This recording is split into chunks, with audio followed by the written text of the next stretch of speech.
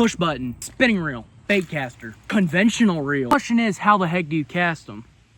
Well, good thing I'm here to show you today how to cast them. My name's Big Red. Welcome back to another video. This is going to be another light video until I start making actual good videos. Anyways, I'm going to show you how to cast all 4 of those reels I just showed you, because there's a lot of beginners who watch this kind of stuff. So enjoy. First off, we got everybody's starting reel, the Zebco 404 spin cast. Now, a lot of spin casts have the same anatomy as this thing, so I'm going to show you how to cast it. Now, how to cast this thing, it's literally just a couple things.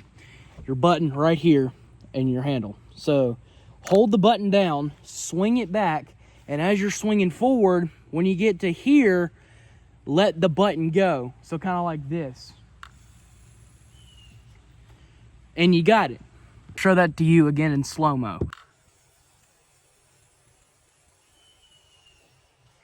A lot of mistakes I see with this right here, holding it down too long. So like just holding it down and it doesn't cast at all. Or I see people, they let it go too early, so it just happens to do that and don't cast correctly. But yeah, these are pretty straightforward and they're pretty good and beginner friendly to use. Alrighty, so the next one is the good old spinning reel. Now this one seems a little more complicated when you look at it because you got all these components. It's really simple, guys. So just have your bait about right here. My rule of thumb is like to the third eye right here, or second or third eye. Then what you do is you see this little bail right here. If you see this bail, you see this line, that's all you need to know. What you do is you grab this line with your finger, pull it back, and grip the butt. No pun intended. Then you flip this bail open like this. Then all you do is simply just flip it forward and let go of the line. And to get it back in, you flip the bail back in and you just start reeling. This one takes a little bit of getting used to, and I'll show it to you in slow motion real quick.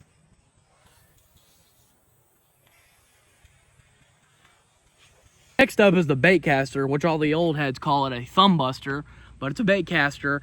And it seems very difficult at first because all of the 10-pound bass people with ice cream hair say it is hard, but it's not very hard. And it's a bit of a learning curve, but you eventually get used to it. So all you're really looking at right here, this is your spool tension. So this little knob right here, this controls how fast the line comes out when you flip the bail down. So if you put it all the way, no line will come out. If you slowly just reel that back a little bit, turn it back, the knob back, see, the line starts moving. This is kind of like a brake for how the line comes out. Anyways, we got our next one right here, which is the brakes. So this controls how fast it stops this thing when it hits the ground. When the bait hits the water or the ground, it stops it. The brakes, you can control how strong you want them. For beginners, I like to go all the way up, to be honest with you. And if you're beginning, the drag should be have a good resistance when you pull on it. Anyways, cast these. I'm currently using a hula popper, which is a old school lure that's very debatable that I talked about in my last video. But to cast them, you hold this spool down and you flip the bail down. And first, if you get a new lure on there, you tighten this all the way to where it doesn't fall. Then you want to slowly reel it back to where the bait starts falling. And you want it to hit the ground without backlash. See, no backlash, that's good. And for beginners, I'd like to go with my brakes all the way up, but you can do as much brake as you want. But remember, you're gonna backlash if you go too low. Alrighty, now that we got this dialed in, that wasn't too hard, was it?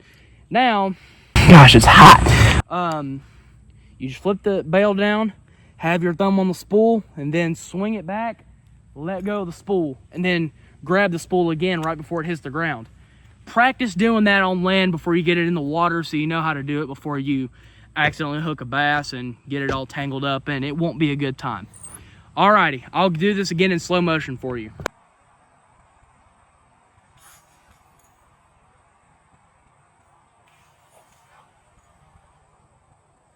last but not least will be the conventional reel. Now the conventional reel comes in a whole bunch of different sizes, and at some point they get so big you don't cast them anymore. You just drop them in there or use a drone to do it. As you can see here, they get really big, and as you can see here, you use the drone to let them out.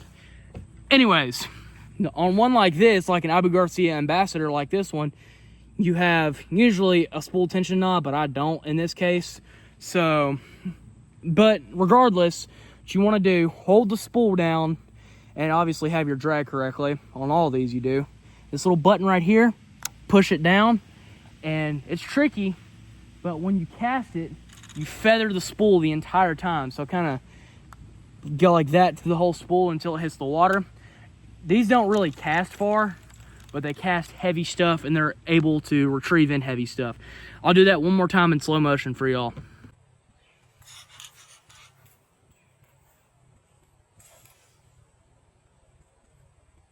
Always, thanks for watching the first videos. You're an OG, and I promise the videos will get better. I know they're boring now. All right, goodbye. Jesus loves you.